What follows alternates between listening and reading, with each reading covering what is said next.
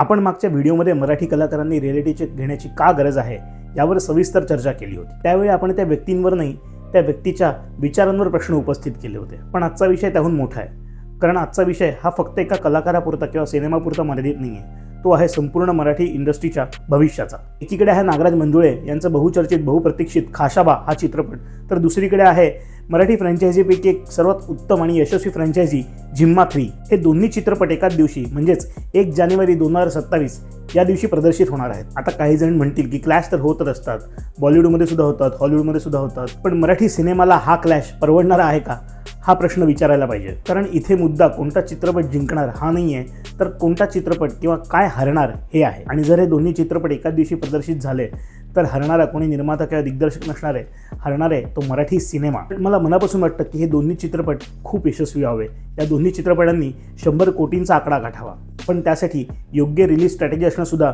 फार महत्त्वाचं आहे। नमस्कार, मी अखिलेश आणि स्वागत आहे तुमचं द मराठी टेकमध्ये। विषय फक्त झिम्मा 3 किंवा खाशाबा या 2 चित्रपटांपुरता मर्यादित नाही आहे। भविष्यात कुठलेही 2 मराठी चित्रपट एकाच दिवशी प्रदर्शित झाले तर माझं मत हेच असणार आहे, कारण ही चर्चा फक्त मराठी चित्रपटांची नाही तर एकूणच मराठी चित्रपटांच्या बिझनेस मॉडेलची आहे। मराठी चित्रपटाची स्पर्धा नेमकी कोणाशी आहे? ती दुसऱ्या मराठी चित्रपटाशी आहे का? अजिबात नाही। महाराष्ट्रात दर आठवड्याला मराठी, हिंदी, तमिळ, तेलुगू, कन्नड, मल्याळम, इंग्रजी, कोरियन असे वेगवेगळ्या भाषांमधले सिनेमे प्रदर्शित होत असतात। आणि याचाच अर्थ असा की प्रेक्षकांकडे आधीच भरपूर पर्याय उपलब्ध आहेत। दक्षिणेकडचा मोठा सिनेमा किंवा एखादा हॉलिवूड चित्रपट हिंदी, तमिळ, कन्नड अशा वेगवेगळ्या भाषांमध्ये प्रदर्शित होतो, पण बहुतांश मराठी चित्रपट हे आजही फक्त महाराष्ट्रापुरतेच मर्यादित आहेत। क्वचित एखादा चित्रपट जो आहे जो हिंदी किंवा इतर भाषांमध्ये प्रदर्शित झालेला आपल्याला बघायला मिळाला असेल।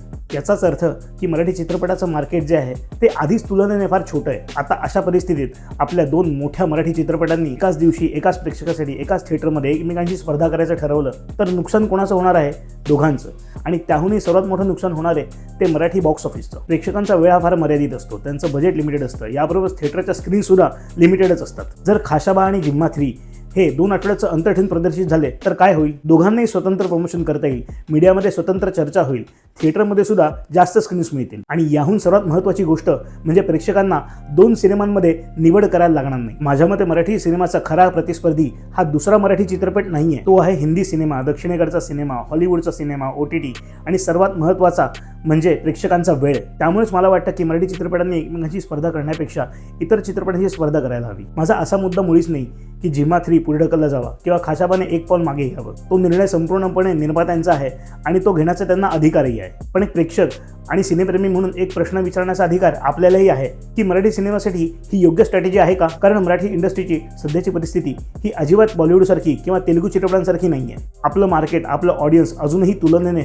फार छोटं आहे। त्यामुळे प्रत्येक मोठ्या चित्रपटाची रिलीज डेट ही फक्त कॅलेंडरवरील तारीख नाही तर एक मार्केटिंग स्ट्रॅटेजी असते। याच संदर्भात महेश मांजरेकर सारखे जाणकार एक मुद्दा सातत्याने मांडत आले आहेत। त्यांच्या मते मराठीत वर्षाला 100 सिनेमे करण्यापेक्षा 10 किंवा 20 सिनेमे करा, पण ते दर्जेदार करा, तरच त्याचा फायदा संपूर्ण इंडस्ट्रीला होईल। कारण जेव्हा प्रत्येक महिन्यात डझनभर मराठी चित्रपट प्रदर्शित होतात तेव्हा त्यातल्या अनेक चित्रपटांना प्रमोशनसाठी पुरेसा वेळ मिळत नाही, प्रेक्षकांपर्यंत पोहोचता येत नाही आणि काही चित्रपट लोकांच्या लक्षात येण्याआधीच थिएटरमधून उतरवले जातात। मग यात दोष नेमका कोणाचा? थिएटर मालकांचा, प्रेक्षकांचा की आपल्या स्ट्रॅटेजीचा? आपण कायम स्क्रीन्स कमी मिळाले, शोज कमी मिळाले हे सांगतो, पण एकाच महिन्यात 5 मराठी चित्रपट प्रदर्शित झाले तर थिएटर मालकांनी नेमकं कोणाला प्राधान्य द्यायचं? आज फक्त एक चांगला चित्रपट बनवणं एवढं पुरेसं नाहीये, त्याला योग्य प्रमोशन, योग्य रिलीज विंडो, योग्य मार्केटिंग, योग्य स्पर्धा हे सुद्धा खूप आवश्यक आहे। कारण आजचा प्रेक्षक चित्रपट पाहण्यासाठी थिएटरमध्ये जाण्यापूर्वी ट्रेलर्स बघतो, रिव्ह्यूज बघतो, रील्स बघतो, सोशल मीडियावर काय चर्चा चालली आहे ती बघतो आणि तेव्हा कुठे तो तिकीट काढायचं ठरवतो। आणि म्हणूनच चित्रपटाची रिलीज डेट ही त्याच्या स्क्रिप्ट इतकीच महत्त्वाची झालेली आहे। त्यामुळे झिम्मा 3 आणि खाशाबा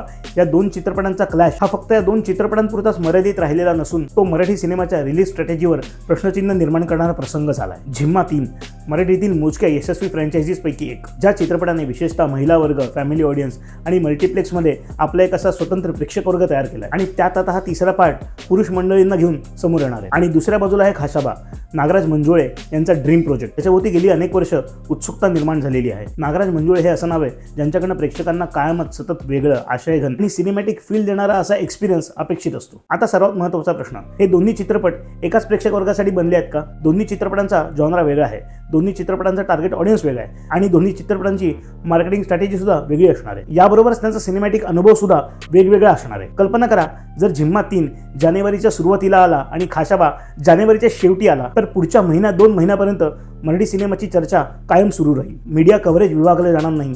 दोन्ही चित्रपटांना प्रमोशन करायला पुरेसा वेळ मिळेल. थिएटरमध्ये सुद्धा अधिक शोज मिळतील आणि सर्वात महत्त्वाचं म्हणजे प्रेक्षकांना दोन्ही चित्रपट पाहता येतील. कारण एक गोष्ट आपण विसरतो, आजचा प्रेक्षक वरचेवर थिएटरमध्ये जाऊन सिनेमा बघत नाही, तो निवडक चित्रपट पाहतो आणि त्याच आठवड्यात 2 मराठी चित्रपटांमध्ये त्याला निवड करायची असेल तर त्यातला एक चित्रपट त्याच्याकडून सुटण्याची शक्यता आहे. जर रिलीज स्ट्रॅटेजी थोडी अधिक समन्वयाने आखली गेली तर दोन्ही चित्रपट मोठे यश मिळवू शकतात. कारण मराठी सिनेमाला आज एका ब्लॉकबस्टरची गरज नाही आहे, तर त्याला गरज आहे सलग कॉन्झिक्युटिव्ह अशा यशस्वी मराठी सिनेमांची. आपण अनेकदा चित्रपट फ्लॉप झाला की दोष थिएटर मालकांना, सिस्टीमला, प्रेक्षकांना देतो, पण कधी कधी आपण स्वतः आखलेली स्ट्रॅटेजी सुद्धा तपासून पाहायला हवी. आजच्या काळात कंटेंट इज अ किंग असेल तर स्ट्रॅटेजी इज अ क्वीन आणि सिनेमा यशस्वी होण्यासाठी दोघांची फार गरज असते. माझी मनापासून फक्त एकच इच्छा आहे की 1 जानेवारी 2027ला खाशाबा विरुद्ध झिम्मा 3 अशी हेडलाईन पाहायला मिळू नये. आशा करतो मराठी इंडस्ट्री याकडे एक क्लॅश म्हणून नाही तर एक सुवर्ण संधी म्हणून बघेल. व्हिडिओ आवडला असेल तर लाईक करा आणि शेअर करा आणि मराठी सिनेमांवर अशाच अभ्यासपूर्ण चर्चांसाठी द मराठी टेक या चॅनलला सबस्क्राईब करायला विसरू नका. धन्यवाद.